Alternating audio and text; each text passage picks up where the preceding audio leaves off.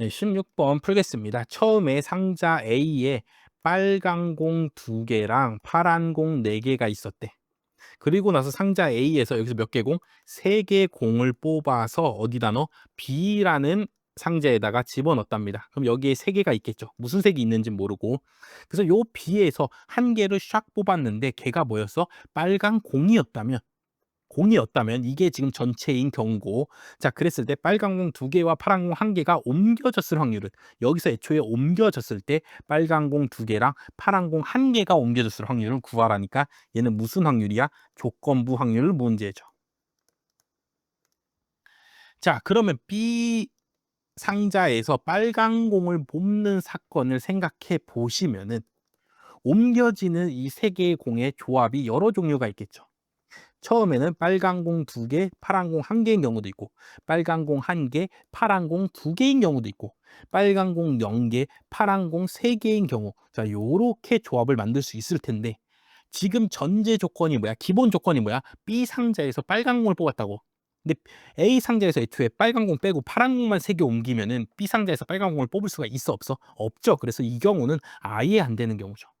그래서 지금 무슨 확률 구하는 거야? 요런 경우랑 요런 경우에서 빨간 공을 뽑았는데, 그렇죠? 뽑았는데 이 경우였을 확률을 구해보란 문제죠. 자, 그래서 요 상황부터 해결해 주시면은, 자, 총 공이 6개 있는 A 상자에서 3개의 공을 뽑죠. 6시 3분에. 그중에서 빨간 공은 2개 뽑고 2시 2 뽑고 파란 공은 4개 중에 하나 뽑으니까 4시 1이 되죠. 자, 그렇게 뽑아서 B 상자에 넣었어. 그럼 요 안에는 빨빨파가 있는데 이 중에서 빨간 공을 뽑을 확률은 3분의 2가 되겠죠. 그래서 요렇게 해서 이 상황을 확률로 적으면은 요렇게 됩니다.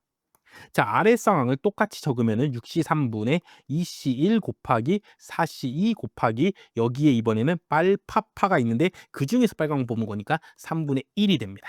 되죠? 그래서 요 확률과 요 확률이 전체에서 벌어지고 있으니까 요거를 뭐에 적고 분모에다가 적고 그 중에서 이 사건이 일어날 확률을 분자에 적어서 풀어주시면 되죠. 자, 다시 쓰면은 6시 3분에 2시 1, 2시, 여기 앞에부터 쓸게요. 2시 곱하기 4시 1 곱하기 3분의 2 더하기 6시 3분에 2시 1 곱하기 4시 2 곱하기 3분의 1인데 여기 분자에 들어갈 조건부 사건은 누구다? 빨간 공 2개, 파란 공 1개 옮기는 경우이기 때문에 6시 3분에 2시 2 곱하기 4시 1 곱하기 3분의 2 요렇게 되는 거죠. 요렇게 해서 조건부 확률을 구해 주시면 됩니다. 다 6시 3이 있으니까 약분해. 요렇게. 다 3이 있잖아. 다 약분해. 그럼 여기는 1이잖아. 4, 2, 8. 여기 1이니까 4, 2, 8. 여기는 2고 4C가 몇이야? 6이죠. 4, 3을 2로 나누니까 4, 3, 11을 2로 나누니까 6이죠. 2, 6, 12가 되죠. 그래서 다 쓰면은 20분의 8이 됩니다. 약분하면은 10분의 4, 또 약분하면은 5분의 2가 돼서 정답 몇 번? 2번이 되는 문제죠.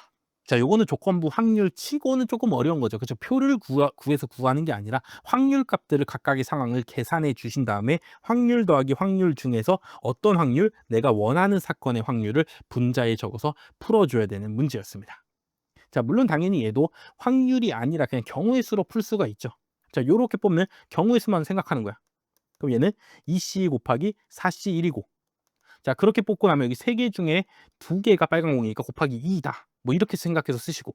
자, 요 사건은 2C1 곱하기 4C2다. 그럼 그 중에서 빨간 거 한 개니까 1이다. 자, 이렇게 생각해서 요거 더하기 요거 분의 요거다 해갖고 푸셔도 되는 겁니다. 그게 이렇게 약분되는, 지금 방금 아까 약분했던 그 경우, 약분된 거를 빼고 경우의 수만 생각해서 푸는 거죠. 그렇죠? 물론 요렇게도 풀 수 있다. 뭐 어떤 방식으로 푸시든 지금 요 문제 상황을 여러분들이 그림으로 그려서 이해를 해서, 내가 일단 머릿속에서 먼저 이해를 하신 뒤에 조건부 확률을 푸시면은 뭐 충분히 풀 수가 있을 겁니다. 근데 조건부 확률 치고는 어려운 문제였기 때문에 뭐 쉬움은 아니었다라고 평가를 드릴 수 있겠습니다. 네, 17번 어느 공장에서 생산되는 음료수 용량은 평균이 뮤 분산이 16인 확률 분포를 따르고 있대.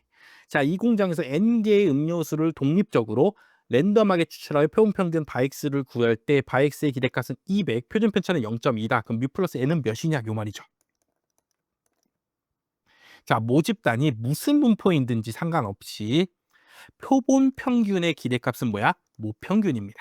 그렇죠. 왜냐하면 표본 평균은 어느 분포에서나 불편 추정량이기 때문에, 모평균의 불편 추정량이기 때문에 여기가 굳이 정규 분포가 아니더라도 무조건 성립하는 거라고.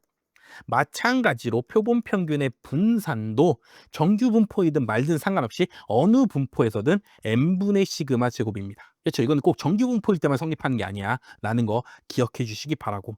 자, 바x의 기대값, 표본 평균의 기대값을 구했더니 200이래. 그럼 모평균은 몇이었단 소리야? 200이었단 소리죠. 자, 표본 평균의 표준 편차 구했더니 이게 0.2래. 분산을 그거 제곱하는 거니까 10분의 1을 제곱하면 몇이야? 100분의 4였단 소리죠. 자, 그리고 n은 지금 모르고 모표준 편차를 오히려 알죠. 모분산은 오히려 알잖아. 16인 거. 그렇죠? 여기가 16이었단 소리죠. 그럼 위아래다가 다 4씩 곱해 주시면 여기가 400분의 16이 되니까 n은 몇이었단 소리야? 400이었단 소리죠. 200이랑 400이랑 더하니까 몇 백? 600이다. 정답 4번 골라주시면 되는 겁니다. 자, 그렇기 때문에 이거 잘 기억해야 돼. 표본 평균의 평균은 모평균이다. 표본 평균의 분산은 n분의 시그마 제곱이다. 이거는 언제나 항상 성립하는 거다. 라는 거 잘 알아주시기 바라겠습니다. 그래서 이렇게 적고 풀고 대입하면 되기 때문에 쉬운 문제였습니다. 네, 18번 X가 연간 소득, Y가 연간 식료품 지출액이랍니다. 자, 그러고 나서 추정된 회계식이 이렇게 된대. 다음 설명 중 옳지 않은 것은? 자, 종속 변수는 연간 식료품 지출액이고 종속 변수가 뭐야? Y죠. 독립 변수가 뭐야? X라고. X는 연간 소득이다. 여기다 적어놨잖아. 그렇죠? 적어놨으니까 종속 변수가 Y고 독립 변수가 X인 거 아니야? 물어봤으니까 뭐 쉽게 판단할 수 있는 부분이죠. 자, 두 번째, 표본 상관계수는 0.8이니 지금 추정된 회기식만 줘놓고 뭘 구하래? 상관계수 구하래. 뭐 다른 조건이 더 없죠, 여기에. 그렇죠? 그렇기 때문에 요거는 판단할 수가 없다. 그죠? 플러스인 건 알 수 있어. 회기직선의 추정량의 기울기가 플러스니까 당연히 상관계수도 플러스인 건 아는데 0.8이냐? 요거 알려면 뭐가 있어야 돼? 뭐 결정계수가 있든 뭐 제곱합이 있든 걔네들 갖고 식변을 해야지 구할 수가 있는 거죠. 근데 요 추정된 회기식만으로는 구할 수가 없다. 네, 3번 연간소득 X가 3천만 원인 가구의 연간 식료품 지출액 Y죠. Y의 기대값은 369만 원으로 추정되니 뭘로 추정하는 거야? 요 회기식 갖고 추정하는 거죠. 그래서 여기다가 뭐 하면 돼? 대입해 보면 되는 거 아니야. 그래서 Y의 추정값은 12.9 더하기 0.8 곱하기 X인데 여기서 중요한 게 뭐야? X의 단위가 뭐냐고. 단위가 100만 원이라고. 그럼 3천만 원은 X로 치면 몇이라는 소리야? 30이란 소리죠. 100만 원 요만큼 둘이 잘라내야 되니까. 그렇기 때문에 여기 X에다가 뭘 대입해야 돼? 30을 대입해 주셔야 됩니다. 자, 그래서 대입하고 나면은 12.9 곱하기 30에다 0.8 곱하면은 24기 때문에 계산하면은 36.9가 나오고 또 Y는 단위가 뭐야? 10만 원이죠. 그래서 여기다 10을 곱한 다음에 만 원 이렇게 쓸 수가 있는 겁니다. 그래서 369만 원으로 추정된다. 뭐가 돼? 맞게 되죠. 자, 그러고 나서 4번 연간 소득이 100만 원 증가하면 그럼 X는 단위가 100만 원이니까 X는 얼마큼 증가했다는 거야? 1 증가했다는 소리죠.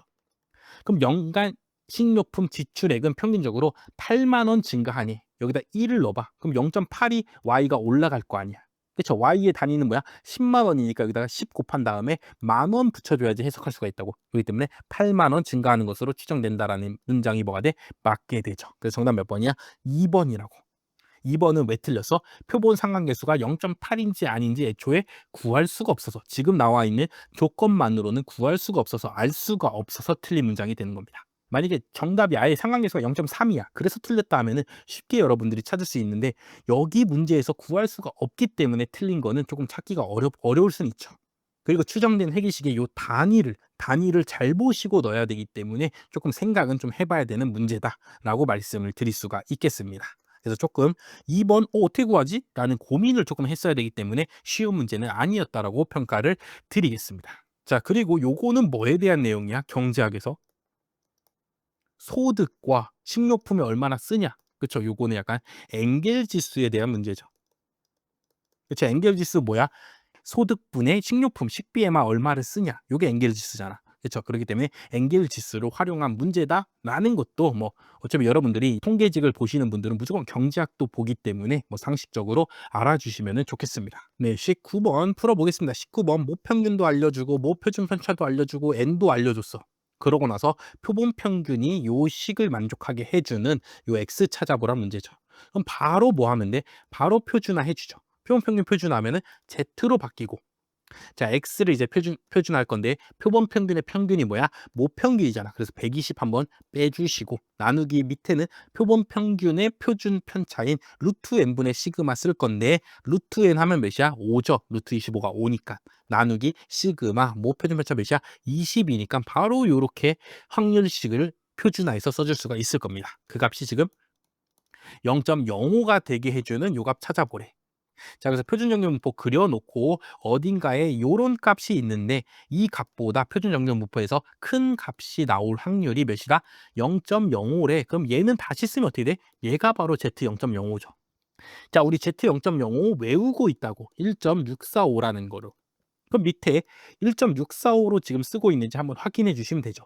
자, 요 표준 정규분포는 뭐야? 마이너스 2.33보다 작은 값이 나올 확률. 요렇게 있을 때 마이너스 2.33이 여기 있으면은 이 값보다 작은 값이 나올 확률이 0.01이란 소리죠. 그런 의미야. 근데 지금 우리는 지금 0.05가 되는 값 알아보고 싶은데 걔가 마이너스 1.65죠.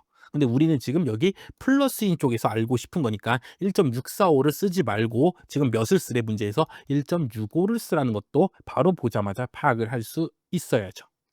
자, 그러고 나면 얘가 1.65여야 되니까 x-120 나누기 4가 1.65여야 됩니다. 따라서 x는 120 플러스 4 곱하기 1.65여야 됩니다. 자, 1.65랑 4랑 곱하면 몇이야? 5, 4, 20, 6, 4, 24, 26, 2, 1, 4, 6, 6이네. 오케이, 요 값은 6.6입니다. 그래서 계산하면은 126.6이 됩니다. 정답 몇 번? 3번이 됩니다. 하는 무슨 문제? 쉬운 문제였습니다. 그래서 표본 평균과 정규 분포를 이용해서 구하면 되는 매우 쉬운 문제였다고. 그래서 요 정도는 바로 보자마자 바로 표준화해서 바로 밑에 풀어주시면 되겠습니다. 네, 20번 카이제곱 검정 통계량 값과 기각 여부 구해보랍니다. 자, 그럼 카이제 검정 통계량을 일단은 구해야지 둘 중에 뭐가 정답인지를 판단할 수가 있기 때문에 카이제 검정 통계량 구해줘야 되기 때문에 문제를 다시 읽어보면은 자, 멘델의 이론이 있어. 멘델 유전자에 대해서 연구하신 분이죠. 유전에 대해서. 자, 멘델의 이론에 의하면 노란색과 녹색이 3대 1의 비율로 나와야 돼. 그래서 진짜 100번 해봤어. 그랬더니 노란색 80개, 녹색 20개가 나왔대. 그럼 얘가 뭐야? 얘가 바로 관측도 쓰고 지금 우리가 주장하는 귀무가설은 뭐야? 멘델의 이론이 맞다니까 노란색과 녹색이 3대 1이어야 된다. 요게 귀무가설이 되는 거죠. 자, 그래서 카이제곱 검정을 하기 위해서 분할표를 그리면은 지금 범주는 뭐가 있는 거야? 노랑과 녹색이 있는 거죠. 근데 실제로 지금 내가 관측한 값은 몇이야? 80대 20이라고. 근데 기대도수 몇이 나와야 돼? 3대 1의 비율로 나와야 된다고. 그래서 100번 하면은 노랑이 몇 개 나오고 75개 나오고 녹색이 25개 나와줬어야 되죠. 그렇죠? 그래야지 3대 1이 되는 거 아니야. 그럼 요 상태에서 이제 카이 제곱 검정 통계량 구할 거니까 어떻게 구하면 돼? 75분의 80에서 75 뺀 거의 제곱 25 더하기 25분의 기대도수 분의 이렇게 빼서 제곱한 거 25죠. 요걸 계산해 주면 되죠. 그럼 여기는 3분의 1이고 여기가 1이니까 계산하면 3분의 4가 될 겁니다. 그래서 1, 2번이 정답이라 우선은 찾아주시고 자, 그러고 나서 얘는 뭐야? 지금 범주가 두 개밖에 없는 적합도 검정이니까 자유도가 몇이야? 1이죠. 근데 0.05에서 알아보려면 그러면 카이 제곱 0.051 값이 지금 몇이야? 3.84인데 얘가 이제 뭐가 되는 거야? 기각치가 되는 거죠. 근데 우리가 구한 요 3분의 4는 1.333밖에 안 되니까 3.84보다 뭐해? 작죠. 기각력에 뭐해? 속하지 않게 되기 때문에 귀무가설을 뭐 하게 돼? 채택하게 되죠. 그래서 2번 골라주시면 되는 무슨 문제? 쉬운 문제죠. 범주가 두 개밖에 없으니까 바로 검정 통계량 구하는 것도 별로 어렵지 않은 문제였습니다. 그래서 누가 관측도 쓰고 이 문제에서 누가 기무가설이고 그렇죠. 기무가설을 이용해서 뭘 구하고 기대도수를 구하고 그렇죠. 요거만 잘 파악하셨으면 충분히 풀 수 있는 문제다라고 말씀을 드리겠습니다. 자, 그래서 2014년 구급 기출문제 20번까지 다 풀어봤습니다. 자, 풀어본 결과 충분히 역대 기출에서 나온 내용들을 토대로 풀 수 있는 문제 16문제, 조금 생각해봐야 되는 문제 4문제라고. 그래서 일반적으로는 몇 점? 일단 80점 기본으로 나오시고 여기도 여러분들이 당연히 풀어야 되는 문제에서 시간을 아껴서 남은 시간 동안 여기 문제에 도전하셨으면 충분히 푸실 수가 있기 때문에 80점 이상이 나와 주실 겁니다. 그래서 90점 뭐 잘하면은 100점까지도 나와 준다면은 뭐 통계학 공부 너무너무 잘해 오신 거고 80점보다 낮다라고 하면은 역대 기출이 약한 거기 때문에 다시 또 그쵸. 다시 또 단원별 기출에서 그 단원을 또 확인해 주셔야 됩니다. 그쵸. 이거는 뭐 계속해서 반복해서 말씀을 드리고 있는 거죠.